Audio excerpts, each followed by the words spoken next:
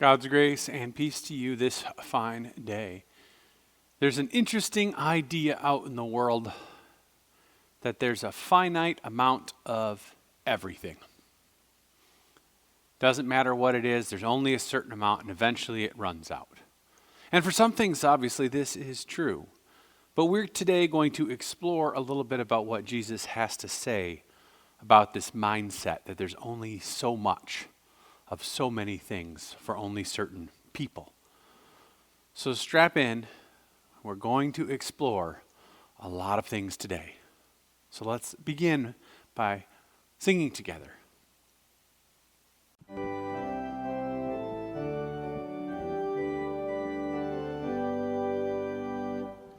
Immortal, invisible, God only wise, in light inaccessible, hide from our eyes. Most blessed, most glorious, the Ancient of Days, Almighty, victorious, thy great name we praise. Unresting, unhasting, and silent as light, nor wanting, nor wasting, thou rulest in might. Thy justice like mountains, thou soaring above, thy clouds which are fountains of goodness and love. To all life thou givest, to both great and small. In all life thou livest, the true life of all. We blossom and flourish as leaves on the tree, and wither and perish, but not changeth thee. Great Father of glory, pure Father of light, thine angels adore thee, all veiling their sight. All praise we would render, all help us to see, 'tis only the splendor of light hideth thee.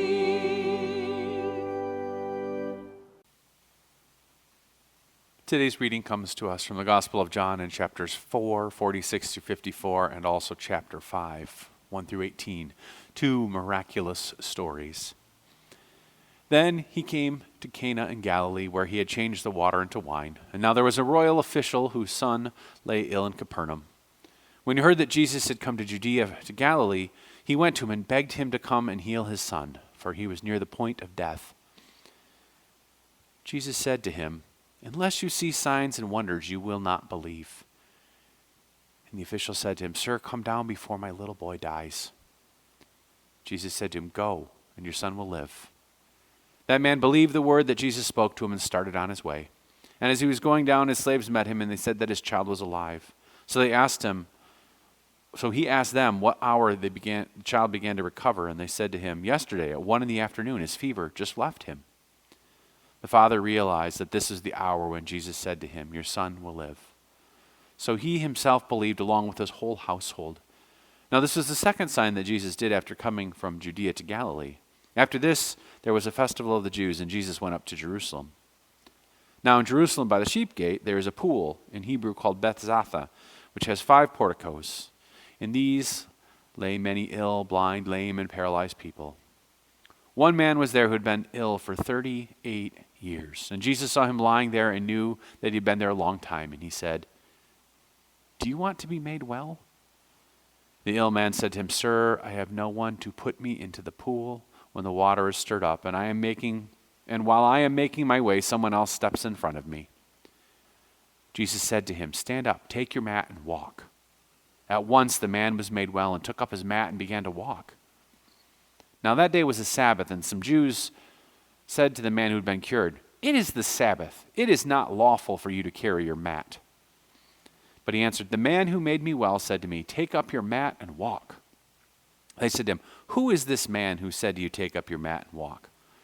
Now the man who had been healed did not know who it was, for Jesus had disappeared into the crowd that was there. Later they found him in the temple and said to him, "See, you have been made well. Do not sin anymore, so that nothing else worse happens to you." The man went away and told the Jews that it was Jesus who had made him well. Therefore the Jews started persecuting Jesus because he was doing such things on the Sabbath. But Jesus answered him, "My Father is still working, and also I am working." For this reason, the Jews were seeking all the more to kill him, because he was not only breaking the Sabbath, but also calling God his own Father, thereby making himself equal to God. Here ends our reading.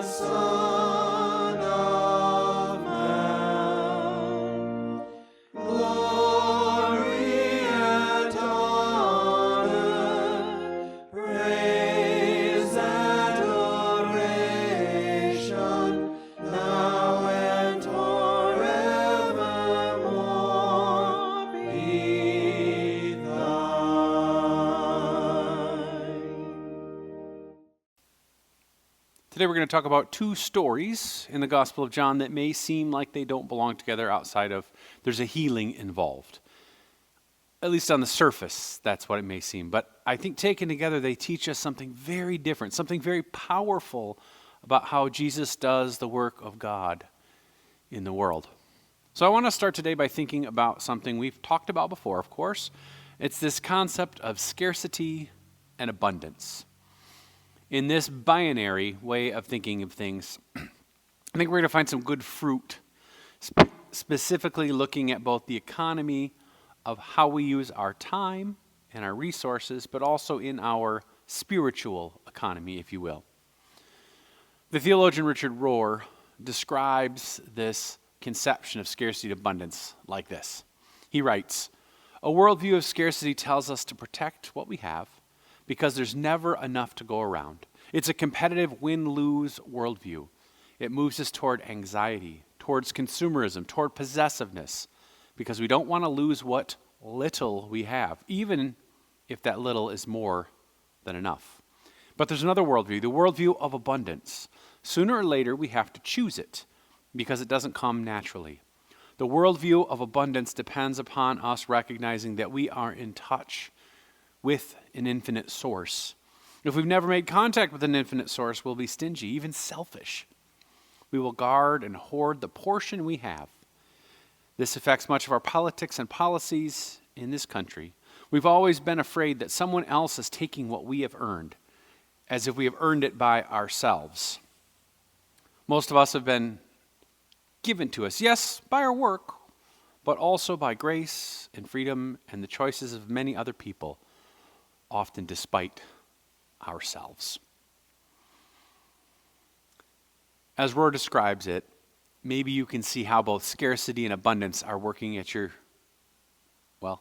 your own life, outside of just stories that we talk about. Maybe you can see how it plays out in our world of politics, and hence the reality that we choose to live by, given our acceptance of the status quo or our apathy to do anything about it.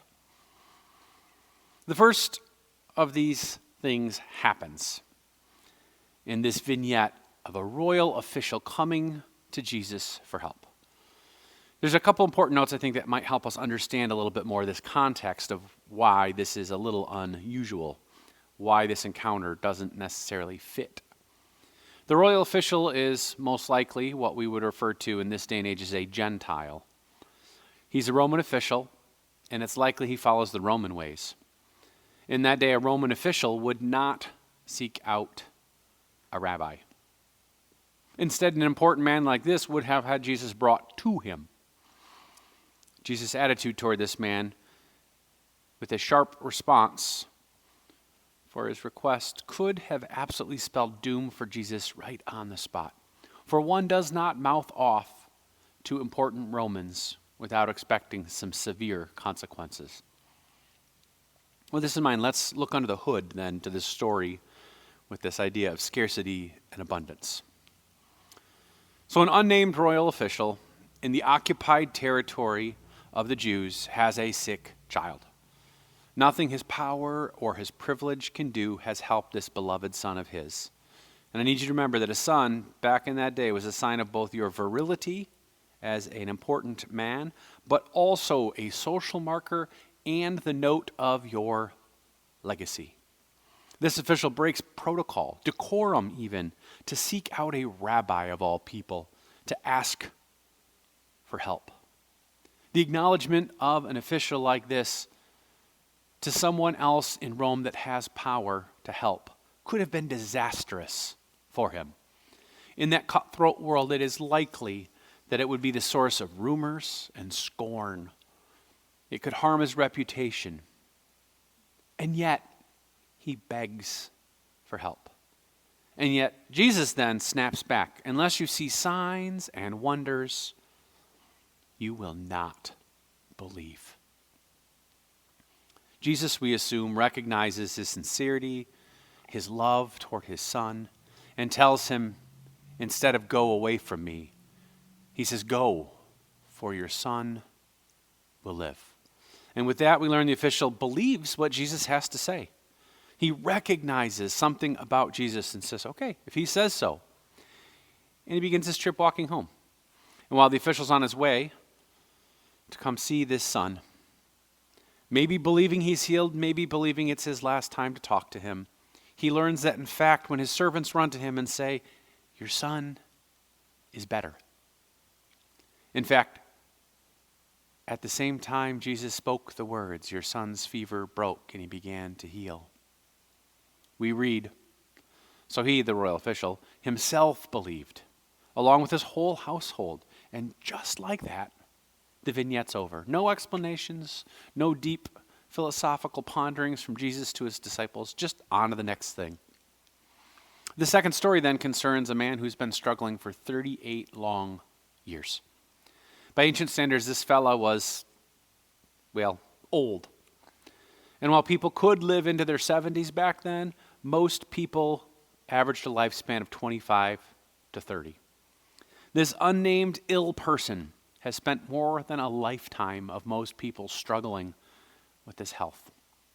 Jesus walks by this pool that is renowned for its healing, and he sees the man lying there, and he says, "Do you want to be made well?" Now, you get to choose here, editorially speaking, what's the tone of this encounter? Is Jesus combative, or is he compassionate? The result ends up being the same, but it does say something. The man either makes an excuse or offers an explanation, depending on the tone you wish to take, of why he still hasn't been helped after 38 years. I make the assumption that Jesus is overflowing with compassion, and the man responds very sincerely. Jesus says, "Stand up, take your mat, and walk."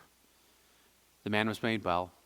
He picks up his mat, and he walks away. With just a word, a 38-year illness gone. Now, there's some other texts to be aware of as Jesus did this on the Sabbath and caused a ruckus with the Pharisees. I don't want to pretend like that didn't happen, but we're not going to talk about it right now. We'll talk more about how Jesus likes to rile the Pharisees as we move along in this bigger story. So let's think about this scarcity mindset first. The worldview of Jesus' time, and frankly our own as well, is everything is finite. We have to get ours before someone else takes it, or we won't get anything. Think back to the start of COVID, would you? What two things were we running short of every single day? Toilet paper, hand sanitizer. In fact, there were people who actually took their entire life savings and bought up supplies of toilet paper and hand sanitizer to try to resell to make a quick buck off people who couldn't find it. Greed, though we don't like to acknowledge it, is the order of the day back then and today. Profit over people. Time is money. I'll sleep when I'm dead. This view of the world is bleak and it's miserable. It means if I win, you lose. And if you win, I lose. Every man for himself. This is not the way of Jesus and his overflowing love. The royal official recognizes that he cannot go this alone. I'm sure he's exhausted all of his resources and his favors, and still his son is dying. And he does what desperate people do. They will look for help anywhere they can find it. In this case, it's a rabbi who wanders around helping other people. The official turns the scarcity mindset of Rome on its head and instead looks to the abundance of love from a stranger. Is this an easy thing to do? Changing your mind and asking for help? No, it is not. And yet, to move beyond scarcity, we are required to rely on others. We're required to ask for help when we struggle. Then there's this man with this 38-year illness who lives in a world of stark scarcity. For decades, he either hasn't asked for help, which I doubt, or people are so focused on their own struggles they have left him there to struggle as collateral damage. In 38 years, not one person who has helped him, or one person who's been willing to help him find healing. Not the others who struggle, not the faithful churchgoers, not the religious leadership. They hide behind those phrases we know too well. It must be his fault. He must deserve it. He's a sinner. Oh, I'm too busy to help. I did my part. Someone else should step up. The excuses go on and on and on.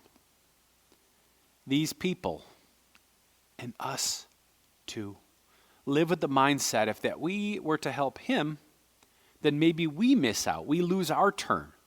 Or if he gets help, it won't be there when I need that help. This is not the way of Jesus and his overflowing love. Instead, Jesus offers him the help that he needs. No questions about whether he is worthy or if he made bad decisions to bring him to this place. Just an overwhelming gesture of love. Jesus represents this worldview of the abundance in every one of his miracles, every one of the stories. There's always making much more out of little. There's always baskets left over. There's always enough to go around. That's really the message. There's plenty. If we learn to be creative, if we learn to be imaginative, if we learn to be a little less selfish about what we say is ours, there's always another way to look at the situation, another way to make sure that people are cared for, regardless of what resources we think we don't have. Maybe a world of a view of abundance is something we can only fully get when we can learn to our very core that God is the source of all. Not your 401k, not your tax forms, not a politician, but the creator of heaven and earth. If we look to our source as a finite thing, then we will think in finite terms. But if we can choose an abundance mindset, we might just find ourselves living in a different world because we have done the work to create something worthy of the King of Kings. I want to tell you a story that I know you've heard before, but it bears repeating, especially if you can keep scarcity and abundance in mind. The story goes, there's an old abbey with some monks that were aging, and they looked around at each other and said, everything's coming to an end. We have no new people. We're going to have to close our doors. The head abbot met with an old rabbi in the woods, and they sat down in prayer. They laughed about follies. They commiserated over the misery. They wondered if people like them would still exist down the road. And then the rabbi said, I have nothing to give you but one piece of advice, one note. The Messiah is among you. The abbot went back and told the brothers what had happened, and he said, all the wise rabbis said, the Messiah is among you. And each one in turn looked at each other and wondered, could it be him? Could it be her? Could it be them? And soon their behavior toward one another changed as they started recognizing that each one of them might play the role to change the entire thing.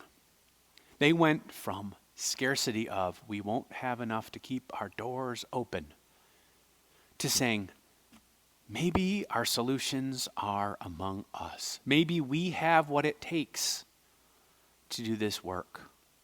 And lo and behold, when their attitude changed about one another, people started stopping by the abbey, little by little, person by person, to feel the spirit, not of scarcity, but of abundance in that place. And before they knew it, the abbey had grown, and new members were taken in. Here's the rub. Here's the tough part for you and for me. If you live with a scarcity mindset, then you choose and are responsible for the world as it is. One where greed rules and love and grace matter only when it gets you something. But it turns out you actually have the power to choose something different. You have the power to live in the love of Jesus Christ and instead, like Gandhi, say something like, the earth provides enough to satisfy everyone's needs, but not everyone's greed.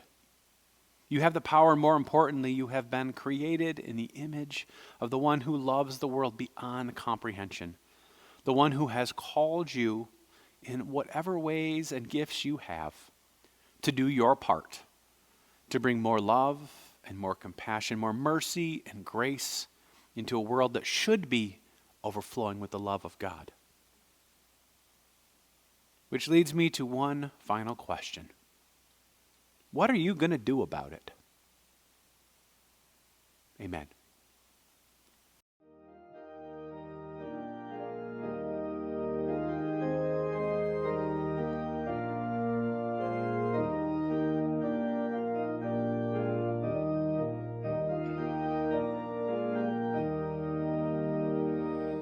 This is my